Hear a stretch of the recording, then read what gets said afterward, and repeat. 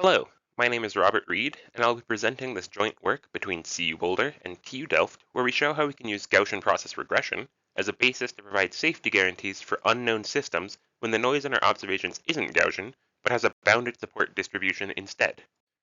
I'm going to define regression at a high level first. In many real-world scenarios, we can observe the inputs and outputs of a system, but don't directly know the relation that defines them. Often, we'd like to be able to predict the output of that system at a new input point. Take this function, for example. We might know it's sinusoidal, but don't know the exact function.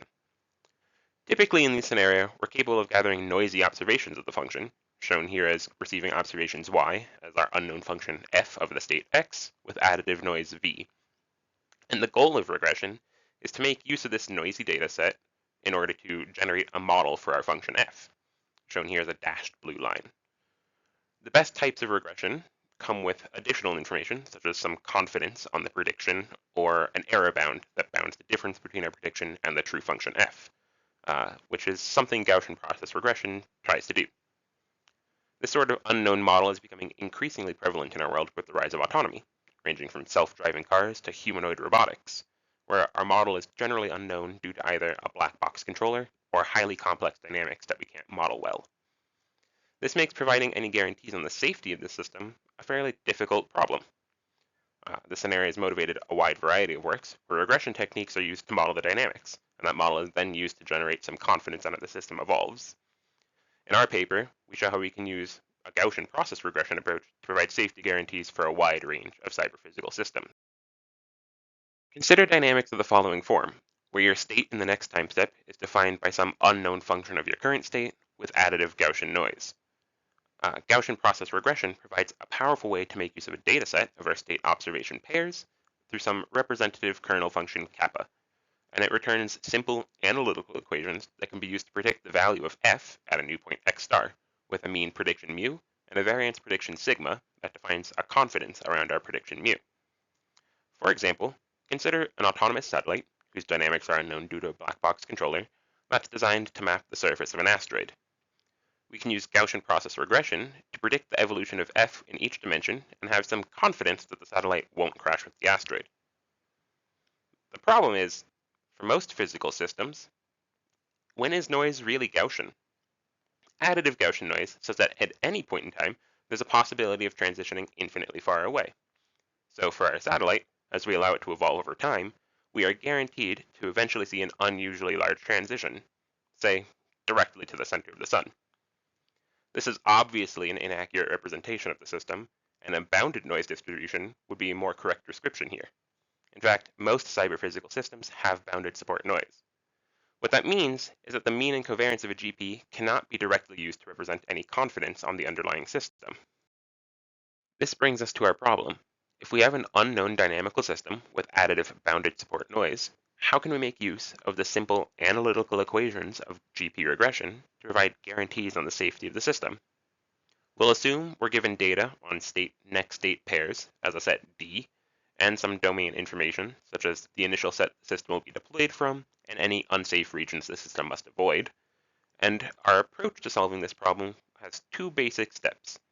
First, we provide new error bounds that give guarantees on the regression error for GPs with bounded noise.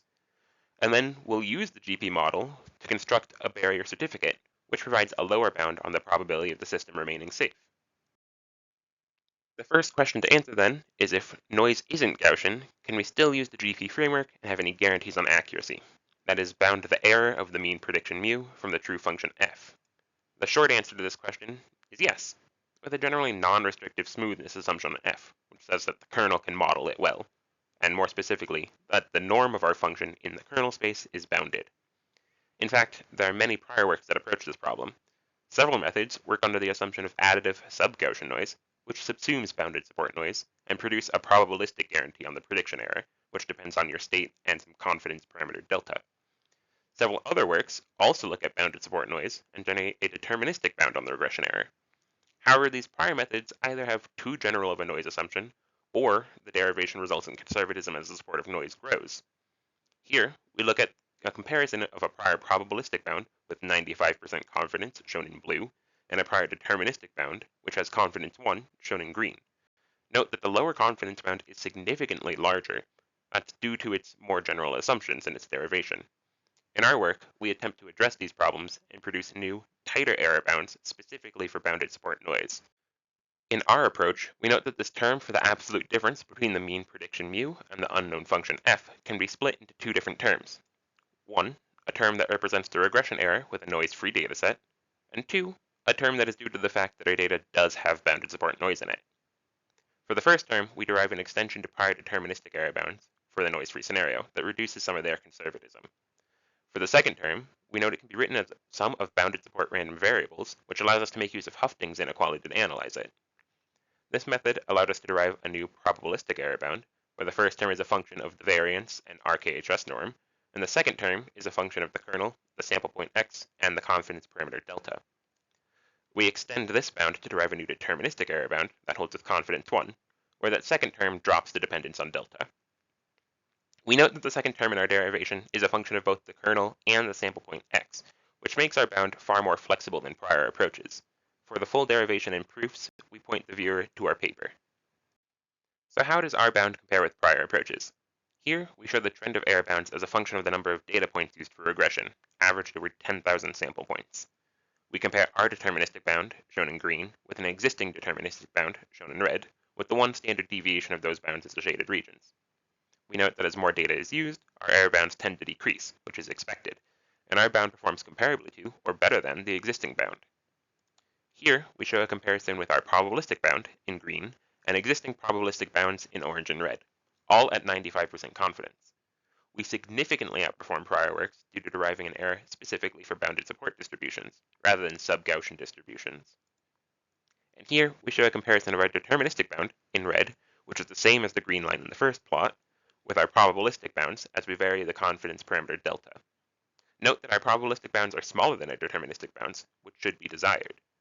We also note that our probabilistic bound can be smaller than the support of sample noise, which is due to this bound tending towards the bound for the noise-free regression scenario. We point our viewers to the appendix for a detailed discussion on this point. We see that this trend where our bound outperforms prior works holds for a wide variety of systems in our paper as well.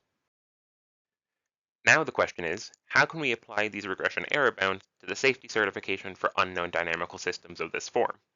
In our work, as mentioned earlier, we focus on the common approach of finding a stochastic barrier function, which is some function b that maps the state of our system x to a real value with the following set of constraints. 1. The value of the barrier has to be greater than or equal to 0 for all of x, visualized here. 2. If we have any unsafe sets, the value of the barrier must be greater than or equal to 1 in those regions. 3. For our initial set, where the system is deployed from, the value of the barrier must be less than or equal to eta, which is an optimization parameter. And 4, the expectation of the barrier under the evolution of the system cannot grow by more than beta, which is a second optimization parameter. If we can find a function that satisfies all of these constraints, we can reason about the probability of our system remaining safe for n time steps as follows, where the probability of it being safe is greater than or equal to 1 minus beta times n plus eta. The problem here is that constraint 4 requires knowing how f evolves, and while this is hard to do over all of space, we can reason about it over a partition of space Q using regression. This allows us to relax constraint 4 to the following set of constraints, where the expectation of our barrier, again, can't grow by more than beta, but the evolution then is defined by being within a set defined by our mean prediction, plus or minus some error bound, which is a worst case error bound over partition Q. Prior work by our colleagues shows how we can make use of these constraints to find a barrier. Now we'll look at an example of using different regression error bounds to find a barrier certificate for the inverted pendulum model. The pendulum in this case has unknown dynamics due to having a neural network controller, and there is additive bounded support noise on both the angle and velocity. We'll consider our system unsafe if either the angle or velocity exceeds some threshold.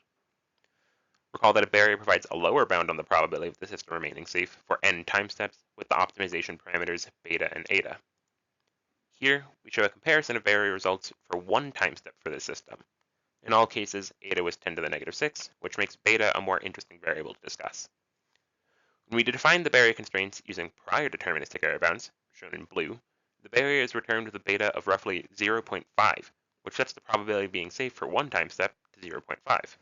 That also means we cannot say anything about the system remaining safe for a second time step, as the probability with n equals 2 would be 0. When we use our deterministic bound, shown in orange, we find a beta of roughly 0.08, which means that we have at least a 92% probability of remaining safe for one time step. And while that's much better than prior bound, it still only allows us to reason about safety for roughly 12 time steps before deploying our system. However, when we relax our guarantee to have a 95% confidence and make use of our probabilistic bounds, we find a beta with 10 to the negative 6, which lets us have high confidence that we can deploy our system for a very long time without any safety violations. In fact, this system was empirically verified to remain safe for several thousand time steps. We also note that our less conservative bound allows for barrier synthesis to take far less time. When we use our probabilistic bounds in the barrier constraints, it only takes 136 seconds to synthesize a barrier, while prior deterministic bounds take nearly 3,000 seconds. In this work, we derive novel error bounds for GP regression with bounded support noise. We show in both the paper and in this presentation that these bounds have the capability of being tighter than the sample noise in your dataset. That's primarily due to our approach splitting the error into two different terms, where the second term is related to the noise in the data. This term has a dependency on both the kernel, kappa, and the sample point x, which makes it far less conservative than prior approaches.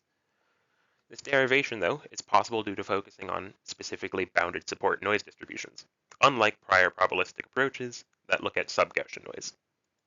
The reduced conservatism also means that we can generate barrier certificates for unknown systems with a much tighter lower bound on the probability of the system remaining safe, and we can deploy them with more confidence in them remaining safe. This less conservative bounds opens up the possibility of using them for safe control design, and we've already started research in this direction. Provided here is a QR code with a link to the archive version with our proofs. Thank you for listening to our presentation, and we'd like to thank one of our sponsors, AFRL, for the funding support they provided.